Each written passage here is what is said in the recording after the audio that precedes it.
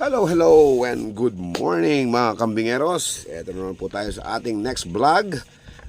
Dito po sa vlog na ito is papakita lang namin sa inyo kung paano namin pinapakain yung aming mga manok. Okay, so let's go people.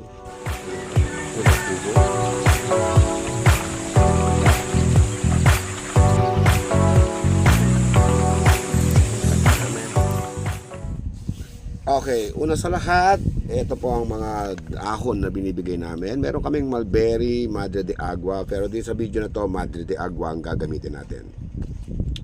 Ayan, so gagamit tayo ng blender. Ayan si Uncle, kukuha siya ng mga leaves, bibigay sa mesa. Tapos ako naman, kukunin ko yan at ilalagay ko dito sa ating lalagyan na blender na maliit. Diyan po tayo magsisimulang blender ng mga madre de agua para sa mga alaga nating manok. Ayan. So, takpan natin. Lagay natin yung sa itaas. Tapos, hindi under yan kapag hindi natin pinlag. So, i-plug natin. Ayan. At ngayon, pindot-pindot lang at dudurugin na niya ang madre de agua. Ayan po mga kakambingeros. Nakikita ninyo, pindot-pindot lang. 1 and 2 ang pindutan dyan. Gusto mo mas mabilis, punta ka sa 2. Gusto mo mabagal, punta ka sa 1. So, tapos na. Oops, ayan. Nako, may natirang isang dahon. Ayan, tanggalin natin. Papakita ko sa inyo, ganyan po ang itsura pagka nadurog na. Ayan.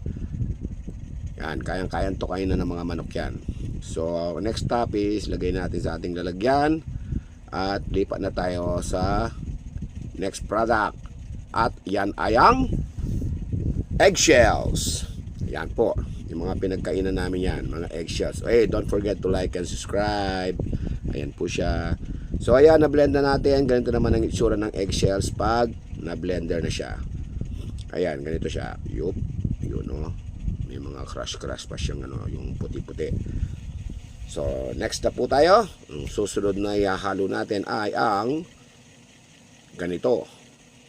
Paghahaluin na natin yung madre de agua at saka yung eggshells natin. At ang susunod na ilalagay natin dyan ay ang sapal ng soya. Yan po ay nabibili namin sa Florida. So, doon pa kami kumukuha niyan para lang sa mga manok. Yan, sapal ng soya. Okay, so ang susunod po ay ang ating crumble na premium layer 1 na feeds. Yan po yung mix ng ating pagkain ngayong araw na ito. So, paghahalu-haluin lang po natin yan hanggang sa mamix ng gusto siya at yun ang ibibigay nating pagkain sa mga manok. So, heto po siya pagka nahalo na yung tatlong bagay na apat na bagay na pinaghalo-halo natin. Heto po yung magiging itsura niya. Ayan. So, thank you very much po sa mga nag-like and subscribe dati.